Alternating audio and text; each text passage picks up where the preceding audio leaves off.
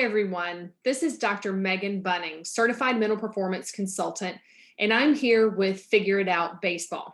So today is just a really simple look at mindfulness. Now, if you haven't watched the video on diaphragmatic breathing, you're definitely going to want to go back and watch that because we use diaphragmatic breathing or that belly breathing technique in a lot of what we do with the mindfulness techniques. So do go back and watch that after maybe you watch this one.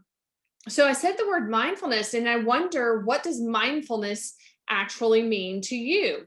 There are a lot of different variations of what people think mindfulness is. And so let me just go ahead and tell you that we sometimes complicate things. So mindfulness is this: simply put, being present in the moment for a purpose. So on purpose. So that's one part of it. And then the second part of it is when we're present in that moment on purpose, we're present without being judgmental about ourselves, without being judgmental about the situation or the task that we've been asked to do. And we're also not evaluating. So we're not evaluating ourselves. We're not evaluating the performance or the task that we are asked to do. So if I put that all together, mindfulness is being present in the moment on purpose for a reason, without judgment and evaluation of the self or the task or the performance. All right. So it sounds simple, but when you think about it, how many times during your practices or even just in life, maybe even during this video already, do you find that your mind is wandering? So you may have heard me speak so far. I've only been talking for about almost 3 minutes. And how often has your mind wandered? And do you even know? A lot of times our mind wanders and we lose focus, and we're not even aware that that is happening, or we have these thoughts that go through our head that are negative, but we're not aware that we're having these negative thought cycles. So mindfulness can help us be able to become aware of what our thoughts are and when we are being distracted and not paying attention to where we need to be. And then also to help us see the situation and the task more clearly so we can see what it is that we need to do without judgment and evaluation. All right. So think about if your coach or somebody is having you do a drill and you're not doing well at that drill. And part of it is because deep down, you think it's pointless, you don't understand the drill, or maybe you've just not been performing well.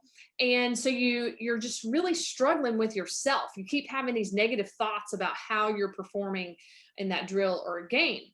So when your coach is giving you something to practice, or you're trying to practice something and you have all those thoughts going on, the way that you see the actual drill and your performance in that drill is skewed because you're not really there in the moment. And if you are there trying to really focus on the drill and you're not letting your mind wander into these negative thoughts or what's going on next to you, that kind of thing, then you're not able to perform the drill the way that you're supposed to perform the drill. Or maybe you are performing it well, but you're not seeing that because your vision is clouded. So I have a way to illustrate kind of the mindfulness and how this works. So when you're first starting out, let me show you these glasses. So hopefully you can see on these glasses that they have specks on them. And what this is this is paint. So these are my yard glasses, and I go for walks with these glasses, but I really don't care, obviously, what happens to these glasses.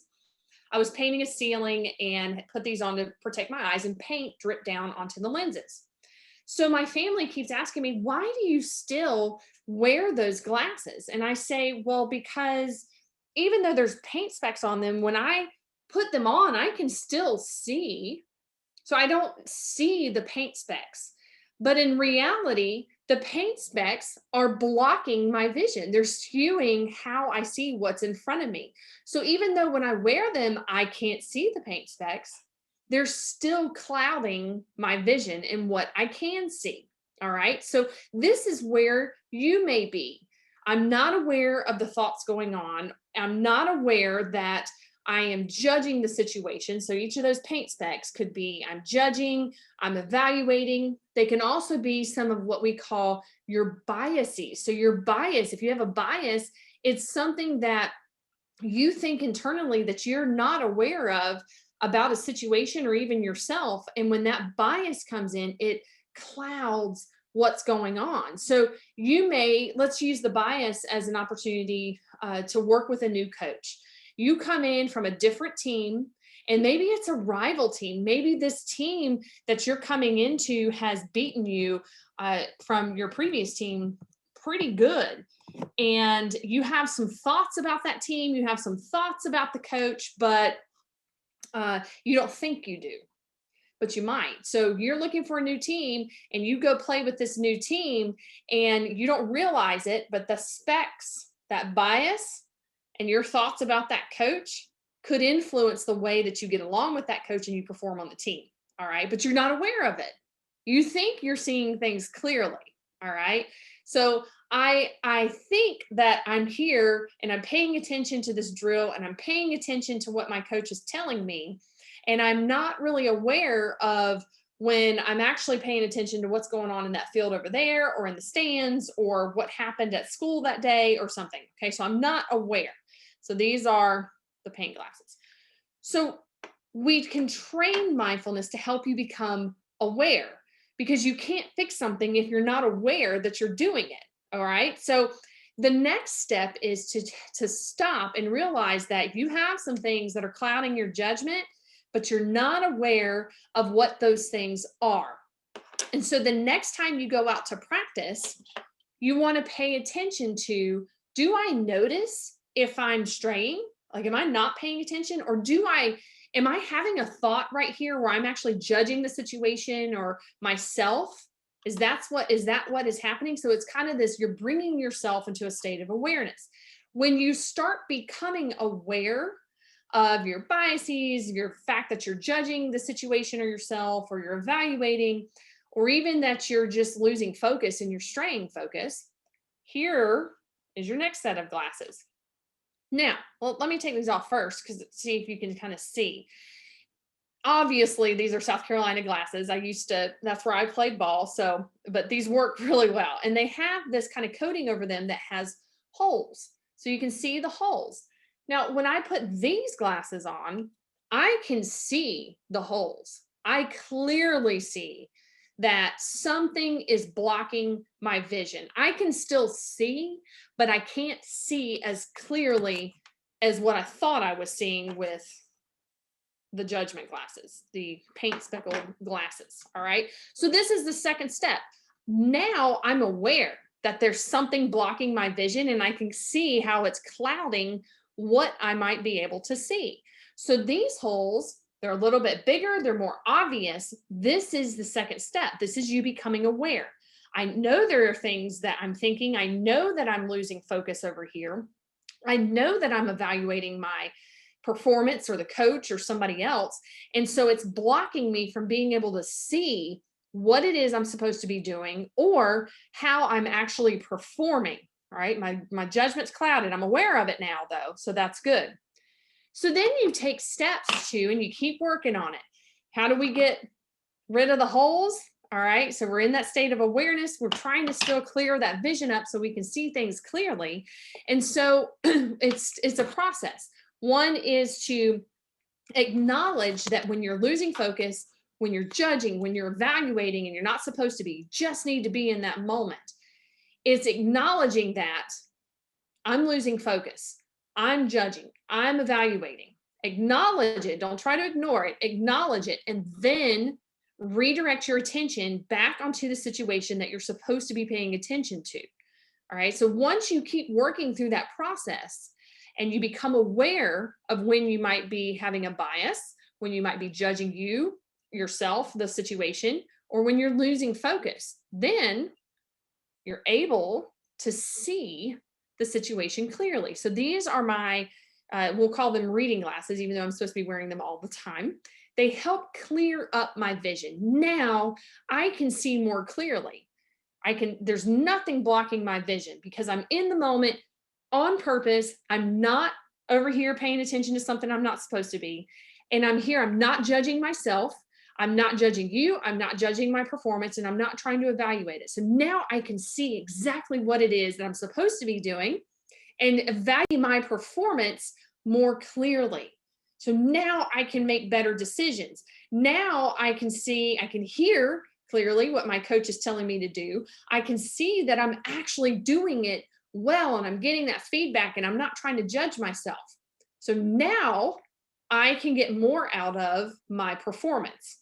Now I can stay focused between pitches and not miss or be late to a play. All right. Now, what happens even with these clear reading glasses is sometimes they get dirt specks and they get smudges on them. So now that I have tools I can use to help myself become present in the moment and not judge, I can just take my little strategies and I can wipe the smudge off. I can wipe the dirt off, redirect my attention, and I'm right back to where I want to be. I can see more clearly. That's how mindfulness works. All right. So the first step is to become aware. Become aware of what can be clouding your vision on what it is that you're supposed to see. Acknowledge, maybe it's you're losing focus. Acknowledge, I'm not paying attention. I'm over here and I need to be here. So you acknowledge it. You first become aware, you acknowledge it, and then you redirect your attention.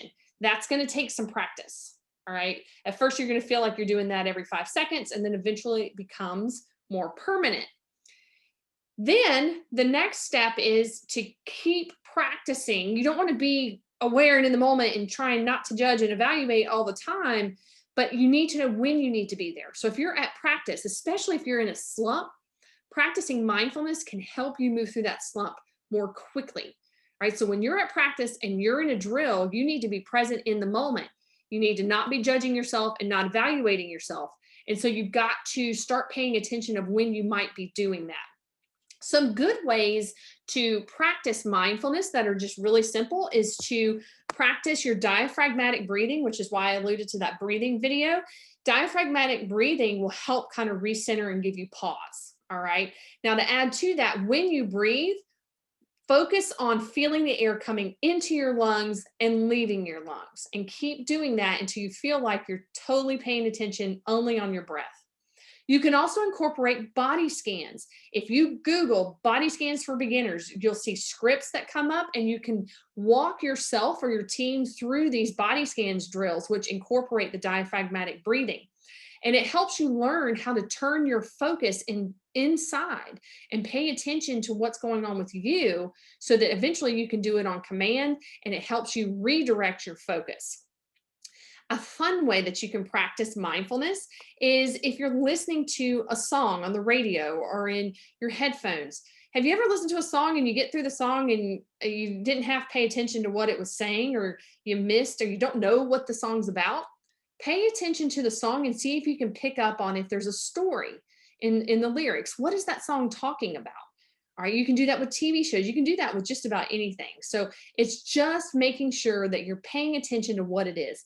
You might start out, like if you're doing the song and trying to listen to that, you might start small. So you might start with something that's like 2 or 3 minutes long and then build yourself up. All right, so those are just some quick ways that you can work on mindfulness. I encourage you to look up mindfulness more because there's a lot of information out there. So that's all I have for you today. I'm Dr. Megan Buning.